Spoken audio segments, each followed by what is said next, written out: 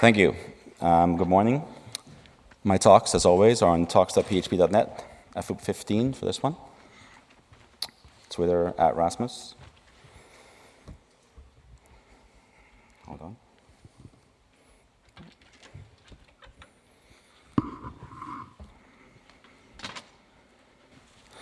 Vous avez toujours été au cœur du monde de PHP. Et maintenant, nos cœurs sont avec vous. It's been a very emotional time for me, and anyone who knows me knows I'm not a very emotional person.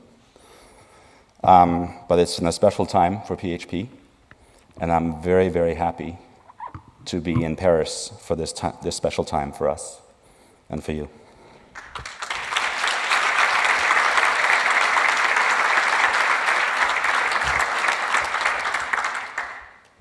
All right, I'll try to cheer up a little bit. PHP 7, you already know, it's fast. It uses a lot less memory. If you saw Zev's and Nikita's talks, you know why and how. There are a couple of other interesting features when it comes to deploying PHP. One of my favorites is a file-based opcache. So hopefully you all know we have this shared memory opcode cache that sits between the parser and the executor that caches the opcodes in shared memory. Now we also, as of PHP 7, have a file-based backup for that. Or it doesn't have to be a backup. It could also be the only cache for CLI scripts, for example. And testing on various scripts, if index.php uncached is 1x time, grabbing it from shared memory and executing is about 10x time, 10 times as fast. Reading off a disk, index.php.bin, the parsed cached version on disk, is about 4x, so 4 times faster. And that, one of the places you could use it is from straight CLI. So Composer is a very popular CLI script, right?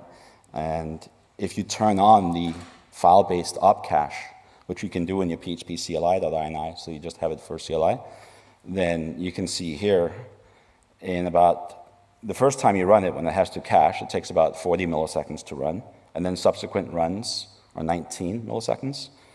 Compared to uncached, it's about 33 milliseconds every time you run it. And now, it's not a major thing, obviously, but some companies, some sites have lots of cron jobs and lots of stuff, and this is a very easy way of doubling your performance of all your CLI scripts. So I think it's a handy little trick. And there's also other uses for it, which I'll cover in a bit. If you look at it, many people don't know. Many people think Composer is like a single file PHP script, right? It isn't. It's a FAR file, PHP archive, and inside that FAR file, you have all this stuff, which you can see if you go to your file-based opcache directory that you configured. You'll see every individual .bin file cached separately in there. Other new features, AST. I'm going to go through these pretty quickly because you probably heard them in other talks. I like the AST as well. It allows all kinds of interesting tools to be built. Exceptions and fatals. Most fatals now are actually exceptions. And with that, you get a stack trace, which can be handy. You can catch them if you want. In order to not break older scripts that had some kind of catch-alls, we have a separate exception hierarchy now, or we've split up the exception hierarchy. Everything implements the throwable interface, but we have this sister class to exception now called error. So these new fatals are either a type error or a parse error. So you can catch those separately. You can still build a catch-all for everything if you really want to. Seems like a bad idea, but you could catch throwable if you like. Return types, I think that's been covered well. Cursive scalar typing and strict scalar typing, you can switch back and forth. With cursive types, if you specify types, you are guaranteed to have these types inside your scripts. You don't need to cast things. And standard PHP coercion rules apply, with notices for stuff like non-well-formed. If you pass in 2.5 bananas to an int, it's going to tell you that it's not a well-formed int. Or you can go crazy and go all strict all the time, and then it'll complain on every little thing if you don't have exact types. Anonymous classes. like anonymous functions. There was a whole talk yesterday just on anonymous classes I saw, which was interesting. The null coalesce operator, basically you can chain things together. This one will not throw a warning on undefined things, so it's a way of getting rid of boilerplate is set types of checks. So the first non-null set variable will be returned. So A or B, A is null, B is 0, so you get 0 back. C or B, C is 2, B is there, so you're going to get 2 back, right? And you can chain them together if you like. And here, X is not defined at all. You don't get a notice. You simply get 2 back because C is 2, right? Spaceship operator to help fix people who write unstable comparison functions for user sorts. This will make sure you get it right. If A is less than B, -1, right? A equals B, it's 0. B is greater than A, you get the 1 back. My son tells me it's actually the TIE Advanced X1 is the spaceship. People have incorrectly been calling it the TIE Bomber or even the TIE Fighter, which is nowhere close, according to him. Zero-cost assertions, another favorite feature of mine. You can litter your code with thousands of assertions if you want. And in your INI file for your production config, you can set it to -1, which means that the opcodes will actually get stripped out. So it is zero cost completely. You can have 10,000 asserts in your code. It will not affect performance in any way whatsoever in production. And you can then turn them on just for your dev servers. Closure call, shortcut to binding closures to classes. And we've removed all kinds of PHP 4 stuff. All the things that PHP 5 has been warning you about for about 12, 13, 14 years, whatever it is, most of those are now gone. So if you have PHP 4 code, it'll probably break. A bunch of new reserved words. If you have a string class, it won't work. Fix it. 64-bit stuff has been cleaned up. All kinds of edge cases have been fixed. Octals now generate a parse error. Previously, in PHP 5, this would just set mask to 0 with no notice or anything. You wouldn't really know that you made a mistake. Now in PHP 7, it will give you a parse error. It won't even parse the file. Uniform variable syntax. This is probably the trickiest backward compatibility thing that you might hit moving from PHP 5 to PHP 7. It was necessary to do to clean up all kinds of weird inconsistencies in parsing long, complex expressions in order to get the AST to be sane and not to be a huge mess full of exceptions. And it's not that bad. I'll talk more about that in a bit. A new Unicode code point escape syntax /u, you put the code point in. A new Intel char class. We have a new cryptographically safe random number generator. You could do this before via OpenSSL and others. Now it's a very simple thing, random int, min, max, or just give me 10 random bytes. You'll get the binary bytes back, so you then have to somehow convert them either with unpack or bin to hex. On Linux, this will generally use the get random syscall, which uses entropy and stuff. Otherwise, if there's no get random, if you're not on Linux or on older Linux, then it'll use dev urandom. And I think we have finally come to the decision that we're going to release December 3rd now. So look forward to that next week. Zev covered this well yesterday, but I want to mention it as well because it is almost magic, the fact that you can take a 20-year-old code base and double or sometimes triple the speed of it. If you just look at the instructions, like was mentioned yesterday, January 2014, at 9.4 billion instructions to serve up 100 front pages of WordPress, 9.4 billion instructions. By the end of the year, it was down to 2.9 billion instructions. So it's basically taking a big piece of legacy code and removing 2/3 of all the instructions.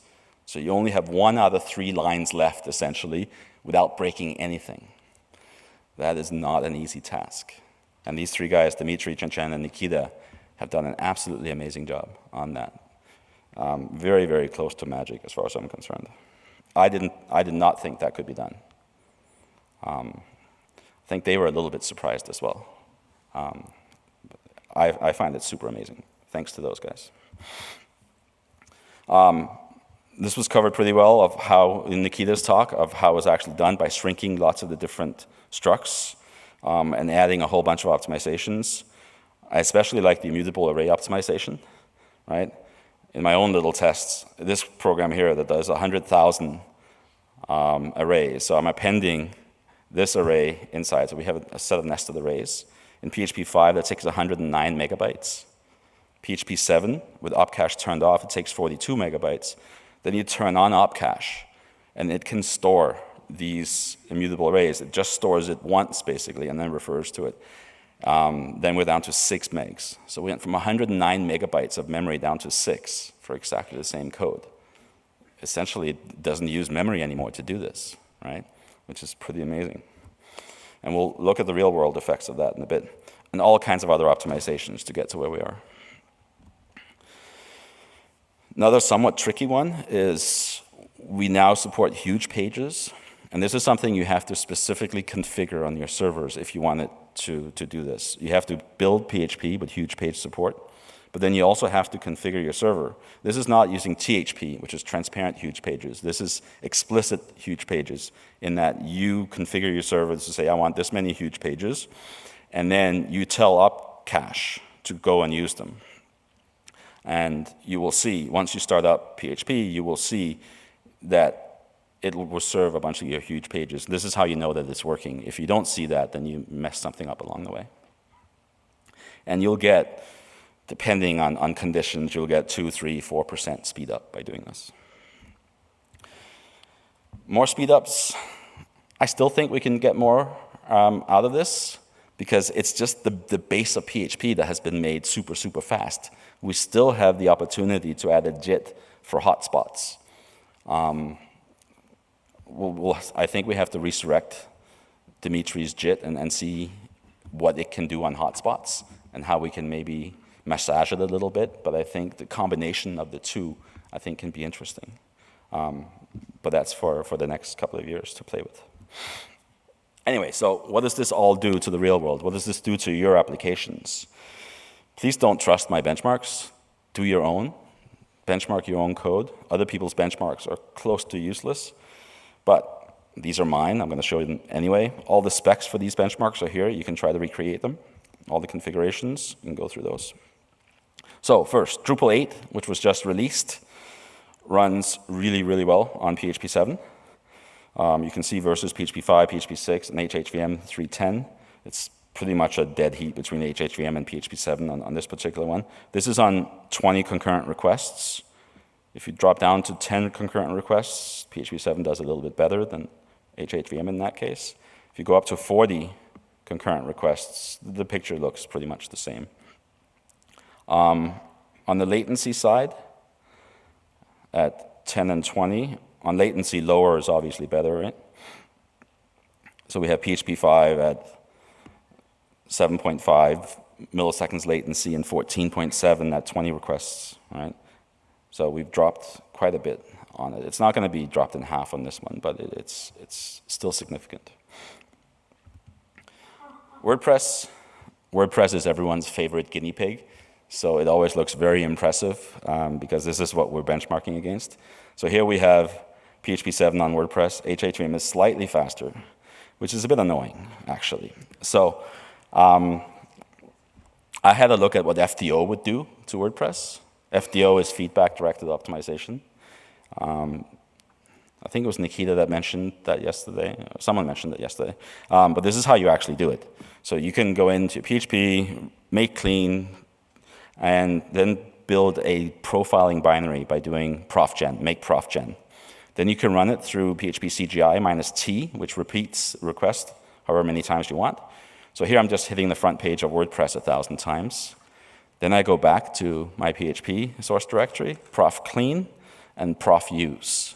So that rebuilds the binary to use the profiling information that is specific to WordPress and builds a new binary that will run WordPress well. And the result, right? So PHP 7 without tuning it for WordPress, and you can see it's not a huge jump, 627 to 658. Percentage-wise, it's not a huge jump. But it did let us sneak ahead of HHVM on WordPress in this particular instance. So it's a bit of a hack, but if you are a single app shop that you just run one thing all the time, there's no reason not to tune your PHP for that particular app. If you're an ISP that runs everything, no, don't do it. There's no point, because it will slow down other use cases a little bit, right? Okay, other applications, PHP-BB. And here you can see going from PHP 5.3. If you're still stuck on PHP 5.3 and you're a PHP-BB site, and I know there are a lot of sites like this out there. There are a lot of old forum sites running PHP-BB, probably on PHP 5.3. When they upgrade to PHP 7, they're going to get almost 3x performance out of this thing, right? Which is pretty incredible. Oops. Mediawiki. PHP or HHVM has tuned quite a bit for Mediawiki, so we're a little bit behind there, but it's still a 2x. If you're running Mediawiki on PHP 5, you're going to get 2x performance, and your latency is going to drop by a ton. So your latency from PHP 5.3 of 170 milliseconds is going to drop down to 72, right? Massive, massive drop.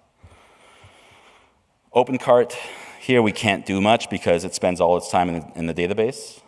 Nothing we do in PHP is going to speed up your crappy MySQL queries, right? Sorry.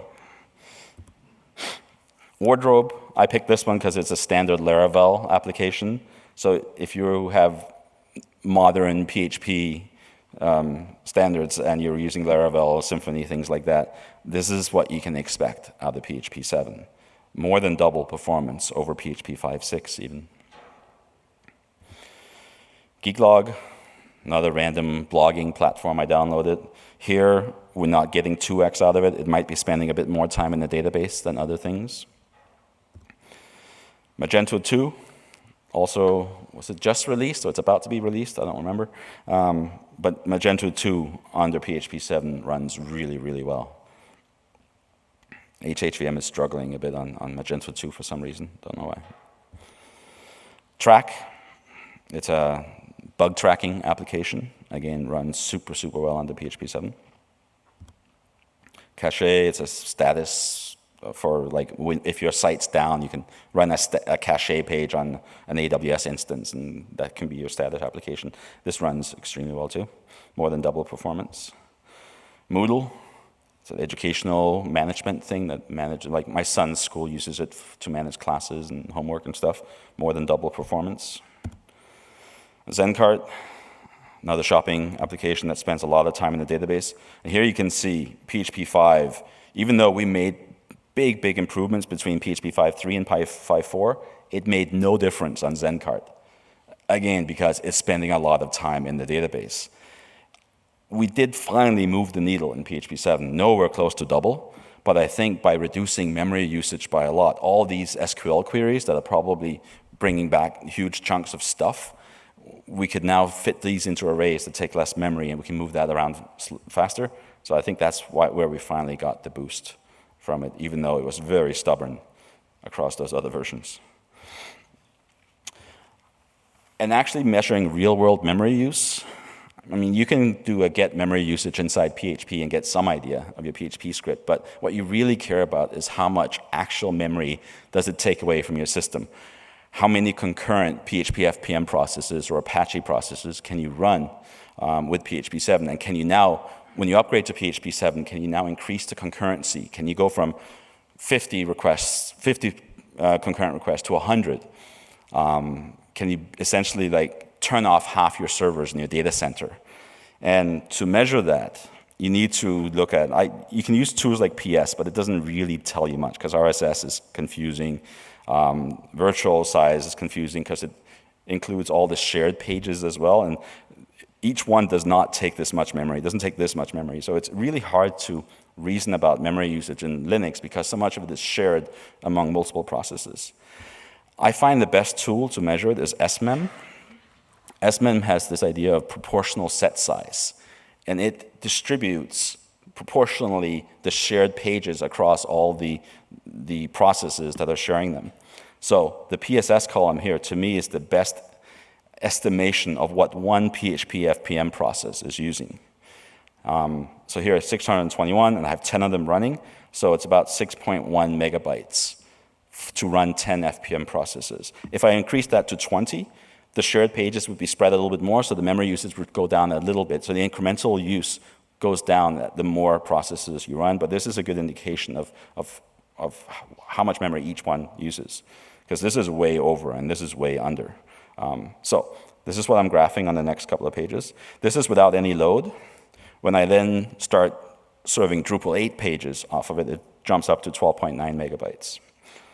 So if we look at memory usage for various things, this is the base before putting any requests through PHP, which doesn't mean much. You don't care about that. But this is the startup usage, which is a little lower in PHP 7 than other versions. Then for Drupal 8, PHP 5.4 took 33 megabytes for 10 processes running. PHP 5.5 went to 45, so we actually started using more memory in PHP 5.5, dropped a bit in 5.6, but then you can see PHP 5.7 dropped from 42 down to 13 megabytes of memory, which is where you're getting all this speed from. We're moving a much, much less memory around on every request. WordPress basically doesn't need any memory. It's magic, right? It has dropped from 94 megs down to 15 megs. It's just insanely efficient now in PHP 7. PHP BB, here we didn't get that much because, again, I think it's doing a lot of SQL queries and you have big, long strings and stuff, big forum posts. So for some reason here, and that's why you need to measure on your own system as well. If you're not running WordPress and if you're running your custom code that's putting big chunks of data in memory, maybe you won't get these kind of results. But for most of the things I checked, it's crazy, crazy efficient. And one reason that these numbers are so low is that I'm not counting the op cache memory here. And a lot of the intern strings and the immutable arrays and things like that are just put once in op cache and 0 times in the process memory, and it's just referencing them from shared memory. So that's why this looks like magic, because this doesn't look possible. It doesn't look possible that you go from 147 megs to 19, right? That just looks ridiculous. But it's cheating a little bit in the fact that it's using op cache, but that doesn't count against each incremental process. So it means that your concurrency can grow by a ton if you're a Moodle site without increasing the amount of memory in your machines. Wardrobe, which is a Laravel application, again, 67 down to 22 megabytes of memory. All right, so hopefully I've convinced you that you should be running home. As soon as we release this next week, you should be running home and testing your stuff on PHP 7 and getting ready to push it into production, I don't know, by January 1 or something, right? Maybe January 2nd when you're less hungover. Full list, please, before you do this, read the migration document, php.net migration 7.0. I'll cover the top 3 things that I think will hit you when you take your PHP 5 code and try to make it work on PHP 7. And the first thing really is this uniform variable syntax, the left to right stuff, that everything is now parsed left to right. So whereas previously, something like $foo bar bass, PHP 5 would actually expand this part first and get the value of that, and then that would be the name of the variable. In PHP 7, we're always going left to right. So we're going to expand this and get that. Then we're going to expand this part and then this part, right? So we're always going left to right. You can obviously get the old behavior simply by adding curly braces. If you wanted to parse this part first, put curly braces around it. But this is the trickiest bit. There are ways of figuring it out. So I've hacked up a little static analyzer that can detect these patterns. If you have unit tests, hopefully you have unit tests, they should fail and stuff like this, and you can fix it. It's important to note, though, that in all these, I installed all these applications to do my benchmarking, and out of all of them, there was one that had that issue, and it was track. And it had this particular line of code where they had this model, and then there's a belongs to model, but they also used this belongs to column. So they had a local variable called belongs to, or a local array called belongs to, and they're then using that. They're indexing that, getting the column, and using that as the name of the property that they want to access, which is kind of a weird thing to do. But regardless, the application broke, and the only thing I had to do to fix it to work on PHP 7 was to add curly braces here. But out of those 12 applications that I randomly checked, this was the only one that had a PHP 7 compatibility issue, and I had a pull request, and it's fixed now. Obviously. So it does not take a lot for developers to fix their applications. Most things will work. By the time PHP 7 is released next week, I think pretty much everyone will have fixed their compatibility issues on public applications like that. All right, so the next one that might bite you is the fact that we removed the /e, the eval option on preg calls. My presentation that's running this thing actually was using this. I have these magic tags because I tend to repeat myself. I do a lot of talks and I repeat my slides in multiple conferences. And I have this magical syntax, this : city or location and : and that just replaces whatever city I'm speaking in will then show up in that slide as if I actually care about the city and customized it, right?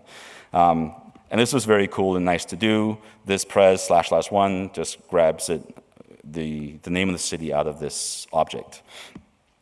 Now, this doesn't work in PHP 7 anymore. You have to use preg replace callback, and it's not that hard. You just pass it a closure and do the same thing. The syntax is a little longer, but essentially you pass in the matches. You get the array of matches, and here I'm taking the first match like I do here. This means the first match. This is the first match. But be careful, right?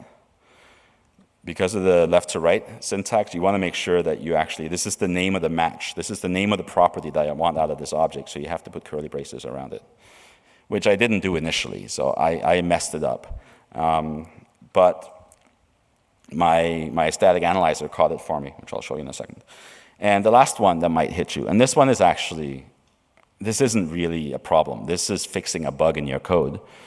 When I first ran all of Etsy on PHP 7, we had a bunch of pages that didn't parse because of this. So we had these tables of, I think it was zip codes or something, and they were not in quoted strings. They were just 0, whatever, because some zip codes start with a 0. And they actually didn't work at all, so the code was broken. And it was pretty crappy in PHP 5 that we did it that way, because something like this, 05678, that outputs 375, which you look at this going, even if you try to convert the octals, like how the heck did we get 375 out of that, right? And what happens is that PHP simply stops parsing. It goes 0, okay, we know it's an octal. So now we have octal number 5, okay, 6, 56 an octal, 5, 6, 7 an octal, okay. And oops, we hit an 8, that's not octal, so we'll just ignore it. And we're going to convert octal 567, which is 375 in decimal. So that's how PHP 5 works, which is probably not what you want, right? It's definitely not what you meant when you wrote this. So now, in PHP 7, it just doesn't parse. It tells you, this is wrong. I don't know what this means. And it's really easy to detect. Just run PHP -L. Just do a lint. PHP -L star, right? And it'll catch anything like that.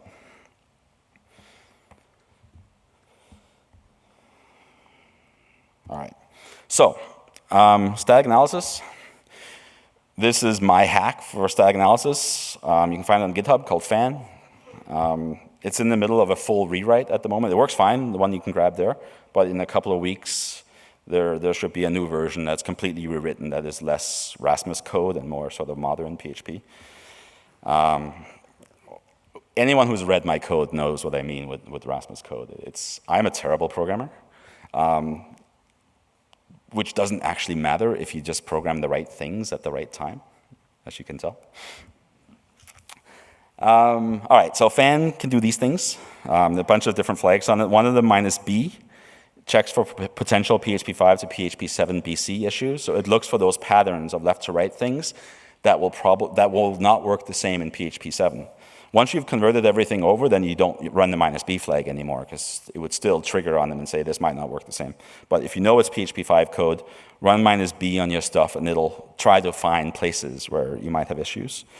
And you can also just pass all of your code through it. I generally do make a file list, like find all my PHP files, and I usually skip all the unit tests, put those in a text file, and then feed it that text file with -f. So this is the file name of a text file containing all the files that you want to scan. And the output, here I'm scanning one file, just for the -b stuff.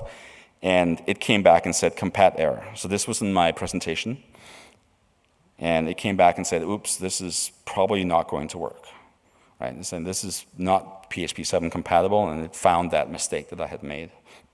Running it on something like Jordi's monologue, it comes up and finds a couple of places that might be compat errors. It does have some false positives on this. I think these 3 were actually false positives. It's more about identifying places that may not work. It's not completely accurate that it won't work.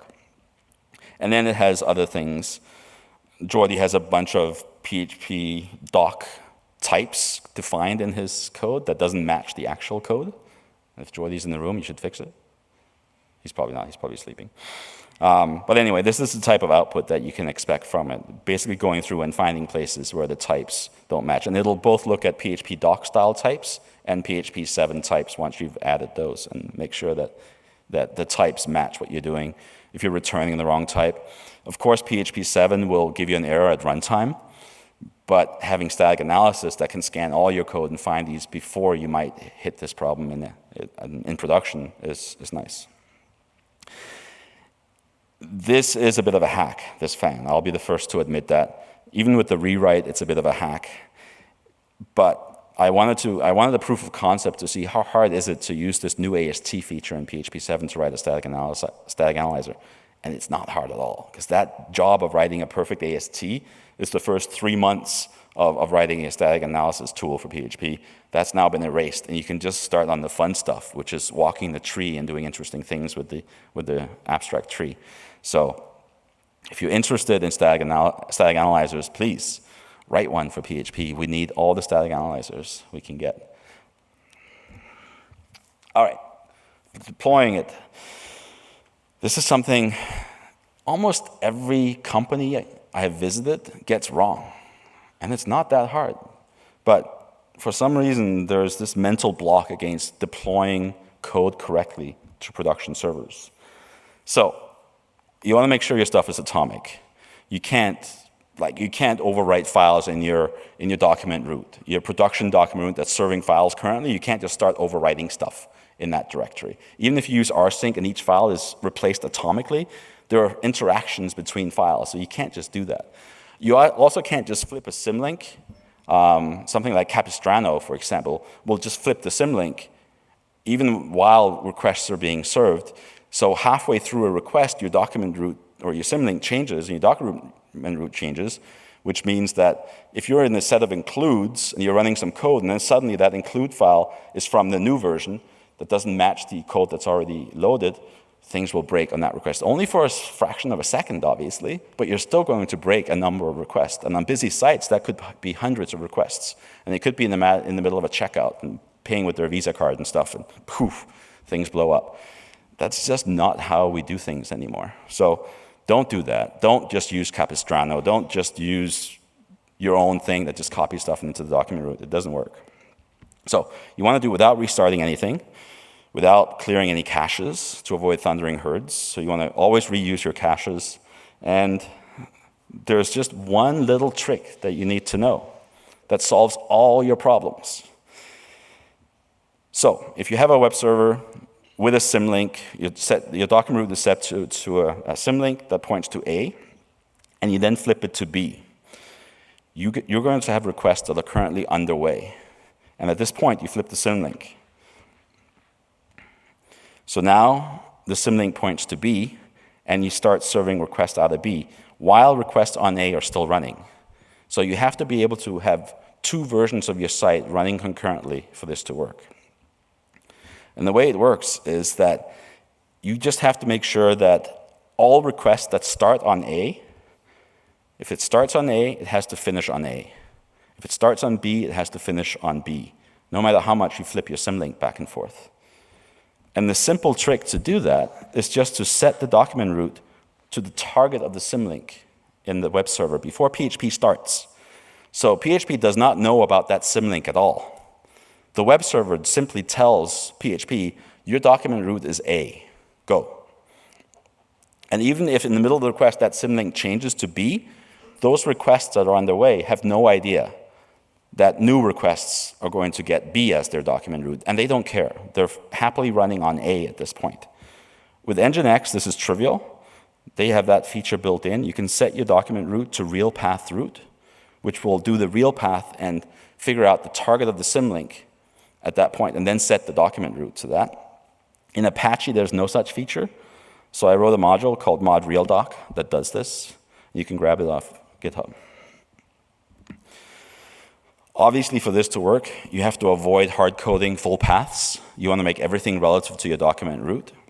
If you have hard-coded paths in your include path, you want to make sure that you make those relative as well. Or there's an extension for PHP that can do that same replacement and setting your include path at the beginning of the request to the target of the symlink, and it's called incpath. And it's PHP 7 compatible. You can grab it from GitHub. And obviously, static assets, you need to version them. And this does not solve the case of database schema changes or any shared assets outside of web server PHP world. So, and at Etsy, we manage deploys via IRC. We have this whole syntax of how you join a push queue and how you specify my code has been committed, has been pushed. Everything looks good, if things looks bad, and there's a push bot that manages all that. And we have this thing called Deploynator, where you can just push a single button to send all your stuff to the testing servers, and then when everything looks good, everyone has said .good in the IRC channel, you say deploy to production, everything goes to production. And this is the type of conversation or the type of interaction between between Jenkins, push button, dev bot that you might see. And you can look at those slides offline to see a standard Etsy push. The Deploynator will do an SSH to the deploy host, which does a dshell to all the targets and rsyncs the files to the B document root. Then we do the whole flip the symlink atomically, and everything gets pushed out. And it comes back and tells you all your code is taking production traffic, it's time to check the graphs, blah, blah, blah, and you say clear, and the next group of developers can then jump into the push queue and go through this whole dance of pushing new code out. It's a pretty interesting way of doing things. Graph everything, StatsD, Ganglia, Graphite, log everything, we use ELK, we have our own tools we've written as well, Logster, SuperGrep. We commit to master, deploy from head, no branches, and all branching is done in code, essentially. So we have feature flags. So instead of having branches that are very, very hard to deal with when you have hundreds of developers, everything is in one code tree, and we can turn on and off features via feature flags. That also means we move fast. We push 30, 40, 50 times a day, new code to production, which means that we mess up. So having blameless postmortems is essential, so we don't all yell at each other. All the things that we've written to make this work are on GitHub. You can go grab them. Finally, Gearman. If you're using Gearman, you have to check out DriveShaft. In order to manage Gearman workers, the thing people have been using up until now is called Gearman Manager, which is a PHP script. It's a daemon that's sitting there and trying to do things that PHP really shouldn't do. So this is a C++ Gearman worker manager that works extremely well. So it manages pools of workers, registers the jobs with the Gearman daemon, and all the jobs, all the actual workers are being hit. You hit an HTTP or an HTTPS endpoint, and that does the work and then reports the results back. You configure it like this. JSON file, you configure your various pools and the types of jobs that they can do with the endpoints to hit. Last thing, I know I'm a minute over, but test your applications. Very, very easy. I have a Vagrant box, which is my full development environment that you can basically just clone, and you can have my development environment. If you prefer Docker, Zen has provided a Docker nightly build, which is cool, actually. So every night at 5 a.m. Central, I don't know which time zone, but at some point, every day, they build a new one. So it's always up to date. Mine, you can do like this, git clone, Vagrant SSH, and you have my whole development environment. Inside that, you will find many, many versions of PHP. Switching versions, you just type new PHP in the version you want. Especially for building extensions and checking extensions across multiple versions of PHP, this is extremely handy.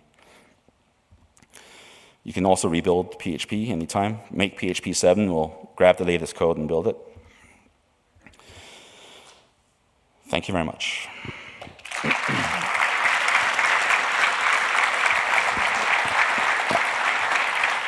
Okay, we don't have time for questions, I don't think, but there's a Q&A later on. What time? Do we know? At 5 p.m., I think. 5 p.m.? Yeah. So 5 p.m., a bunch of us will be up here, so if you have questions, you can either find me or hold them until tonight, and we'll answer them then. Thanks again.